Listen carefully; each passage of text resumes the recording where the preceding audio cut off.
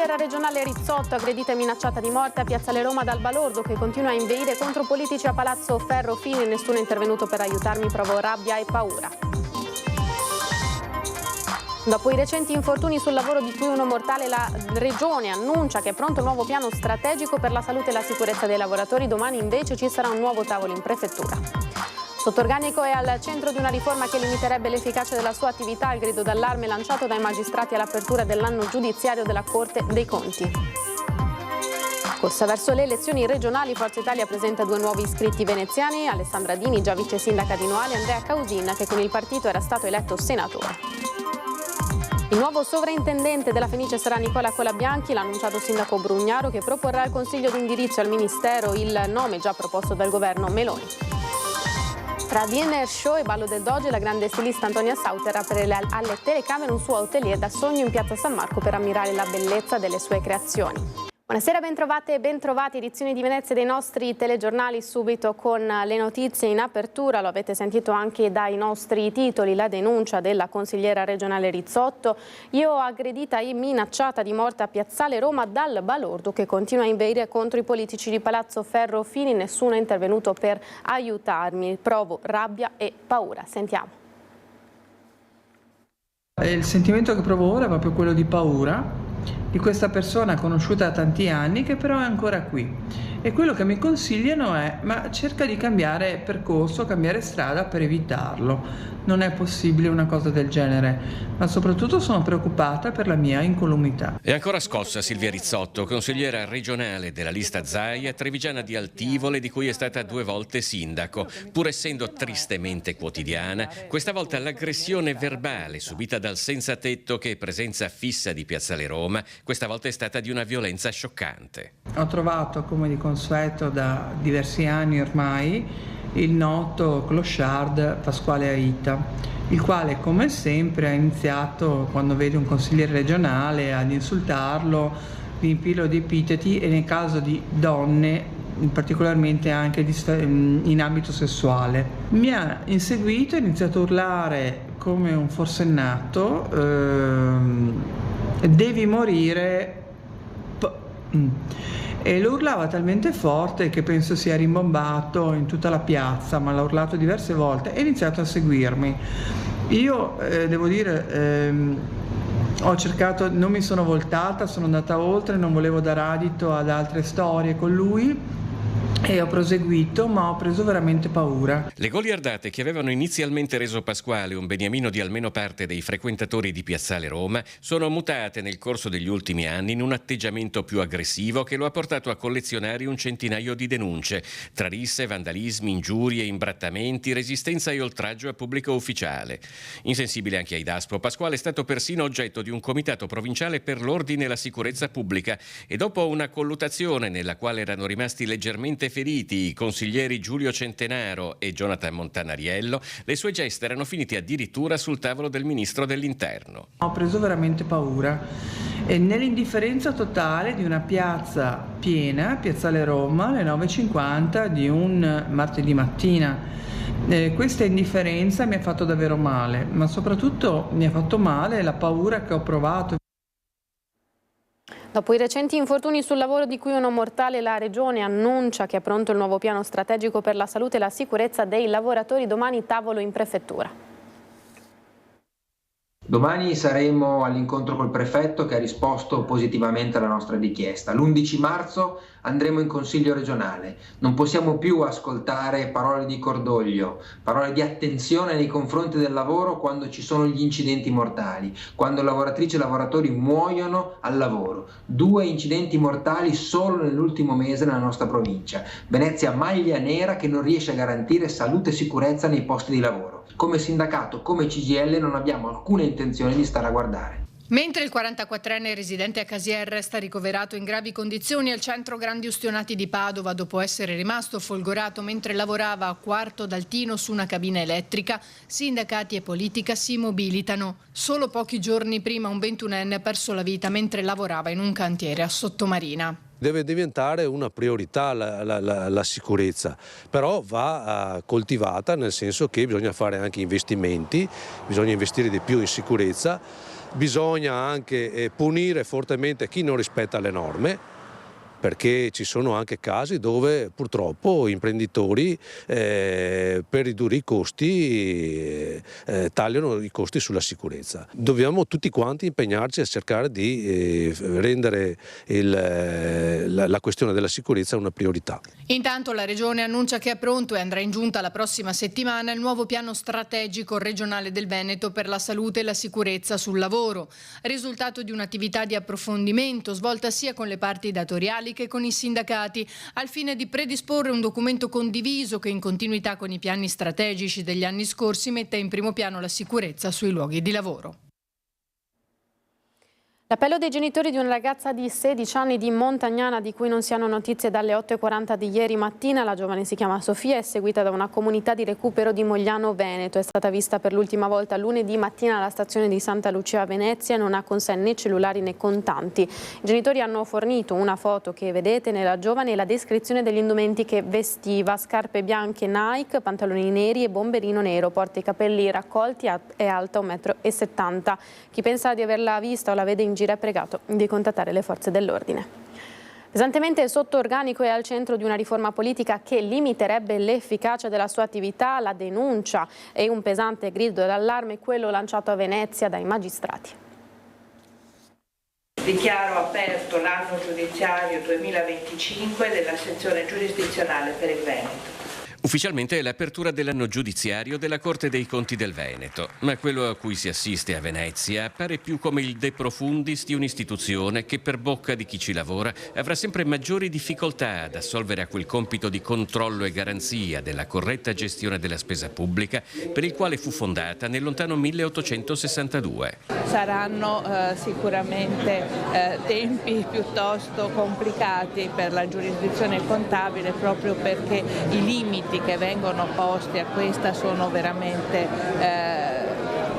grandissimi e verranno proprio a togliere pregnanza alla funzione della Corte dei Conti in sede giurisdizionale. A motivare affermazioni del genere c'è innanzitutto una mole di lavoro enorme a fronte di una sconcertante carenza di personale. Ci sono 100 magistrati inquirenti in tutta Italia e solo qui nel Veneto in questo momento siamo 5 con quasi 4.000 fascicoli. Secondo una riforma in discussione alla Camera, poi, questi pochi magistrati sembrava dovessero essere riorganizzati territorialmente con la soppressione di 15 sezioni regionali di controllo su 21 per accentrare l'attività in 6 sedi macro-regionali, anche se la questione pare essere superata da una nuova proposta.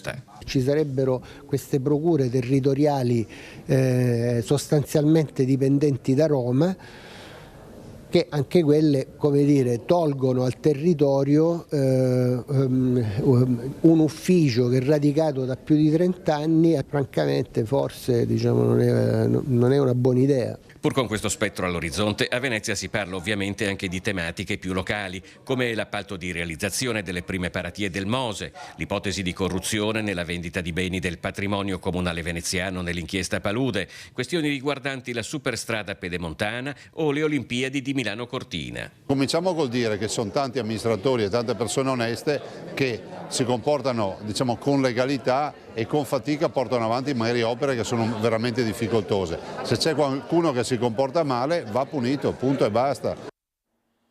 La corsa verso le regionali continua, Forza Italia presenta 2 nuovi iscritti.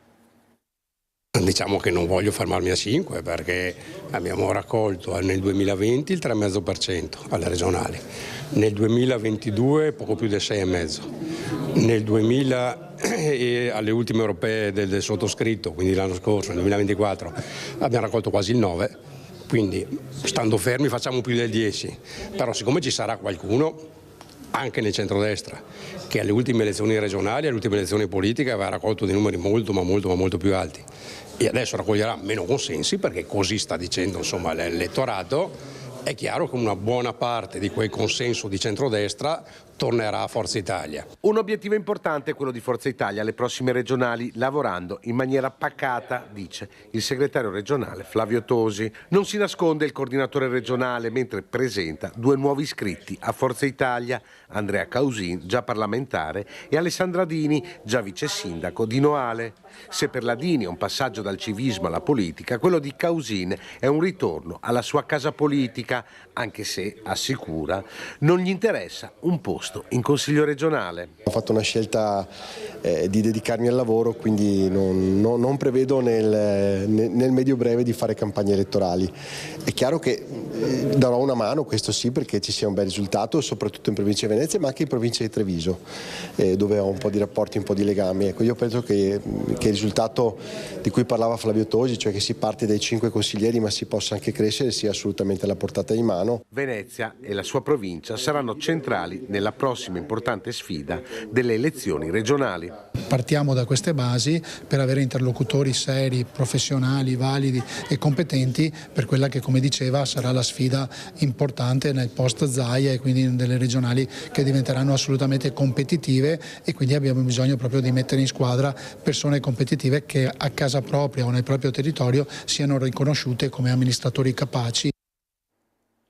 Articoli di cancelleria, casalinghi, ma soprattutto gadget di carnevale, coriandoli, stelle filanti, per un totale di 35.190 confezioni di prodotti non conformi alla legge, quanto sequestrato dal nucleo natanti dei Carabinieri di Venezia, che li hanno individuati in un negozio del centro storico. Il titolare è stato sanzionato per circa 1.000 euro, mentre parte del materiale sequestrato andrà distrutto. Il nuovo sovrintendente del Teatro La Fenice sarà Nicola Colabianchi, attuale sovrintendente del Teatro Lirico di Cagliari, docente all'Accademia di Santa Cecilia di Roma. L'ha annunciato il sindaco Brugnaro, presidente della Fondazione Teatro La Fenice, da statuto. Il nome era già stato suggerito dal Ministero della Cultura e dal Governo. Colabianchi dovrebbe fare sia il sovrintendente che il direttore artistico. Finisce così il periodo di transizione. Dalla pulizia lungo i Murazzi all'intervento sulla diga subacquea, il delegato del sindaco alle isole, Alessandro Scarpamarta, annuncia alcune importanti novità per l'isola di Pellestrina. Sono partiti i lavori di pulizia lungo i Murazzi a Pellestrina. L'intervento di rimozione della sabbia è iniziato dalla parte sud e procede ora a passo spedito verso il centro di Pellestrina, per poi raggiungere anche Porto Secco e San Pietro in Volta. L'intervento è a cura del Provveditorato Opere Pubbliche, con la collaborazione del Comune di Venezia e attraverso il Consorzio Venezia Nuova, che in veste di concessionario cura il progetto. Un risultato, quello dell'avvio ai lavori, secondo il consigliere comunale Alessandro Scarpamarta, delegato del sindaco alle isole con un ruolo chiave in questa operazione, atteso da tempo in isola, che consentirà anche un accesso più facile alla spiaggia per tutti. E verrà fatto a Pellestrina, dove già sono iniziati i lavori, a Porto Secco e San Pietro in Volta. Così i cittadini, gli anziani, i bambini potranno finalmente passeggiare. Si tratta di un lavoro molto importante, erano 15 anni che facevamo le richieste appunto di fare questa pulizia. Finalmente ci siamo riusciti. C'è poi anche la manutenzione della diga subacquea, detta diga Soffolta, con un finanziamento di 5 milioni di euro, scadenzato in 3 lotti. Ma qual è l'importanza della diga? Il ripascimento della diga Soffolta. Che cos'è la diga Soffolta? È una diga subacquea che sta a largo di Pellestrina, a circa 400 metri di distanza dalla costa, e questa serve a proteggere appunto dalle alluvioni, dalle mareggiate. Quindi verrà ripristinata come era una volta. Sono 5 milioni di euro di lavori per quanto riguarda il ripristino, la ricarica dei sassi della diga Soffolta. Poi mancherà alla fine di tutto, quindi il prossimo anno, anche il ripascimento della spiaggia. Quindi verrà fatto anche appunto un ripascimento della spiaggia messa un po' in ordine. Tra dinner show e ballo del Doge, la grande Antonia Sauter apre alle telecamere il suo atelier. Elemento che non deve mancare è sicuramente la capacità di andare al di là degli schemi. Questo è perché questo è il carnevale, un po' la trasgressione. Questo deve essere l'approccio per entrare nel carnevale dedicato a Giacomo Casanova, parola della grande stilista veneziana ideatrice del ballo del Doge e delle serate al casino Antonia Sauter.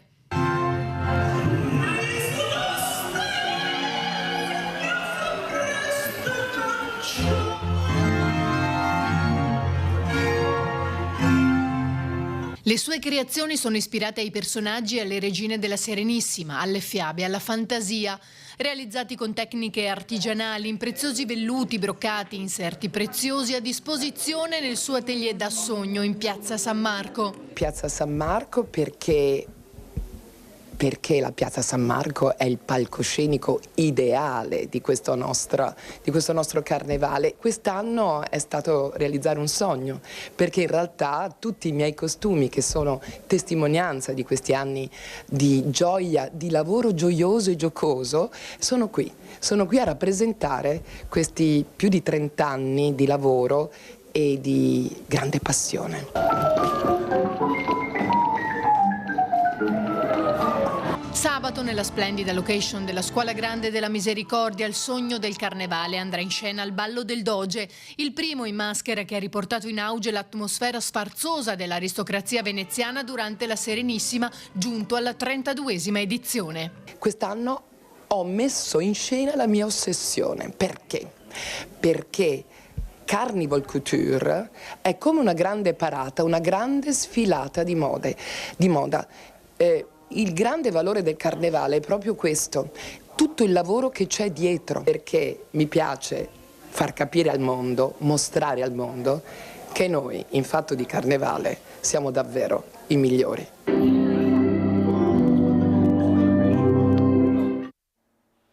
Alla Scuola Grande di San Marco si realizza un progetto speciale dell'Archivio Storico della Biennale di Venezia. Vediamo di che si tratta. La Biennale porta in scena come un fatto d'arte il commento al Vangelo secondo Giovanni. Succederà a Venezia dal 5 al 9 marzo e poi con altrettante 5 repliche dall'11 al 15 marzo, grazie a un progetto speciale dell'Archivio Storico della Biennale di Venezia, coordinato dalla vice direttrice generale avvocato Deborah Rossi. Un appuntamento fortemente voluto dal presidente della Biennale di Venezia, Pietrangelo Buttafuoco. Cornice delle serate sarà la Scuola Grande di San Marco nel complesso monumentale dell'ospedale civile dei Santi Giovanni e Paolo a Venezia. Abbiamo affidato a Pocetti, che è stato il regista di un altro fortunato capitolo della storia della Biennale, ovvero il Prometeo, abbiamo affidato a lui la regia per costruire, attraverso il confronto con Mastro Eckhart, questo capolavoro che diventa fatto d'arte. Avremo la possibilità di ascoltare la parola limpida e pulita di Mastro Eckhart, un po' come poteva capitare ai contadini della Foresta Nera quando, radunati sotto al suo pulpito, ascoltavano le sue prediche. Dopo il Prometeo, riproposto lo scorso anno, un nuovo appuntamento da non perdere per tutti i veneziani. Ad introdurre le serate anche il cardinale José Tolentino de Mendoza, a chiudere il patriarca di Venezia, Monsignor Francesco Moraglia. Tra gli ospiti anche l'ex sindaco e filosofo Massimo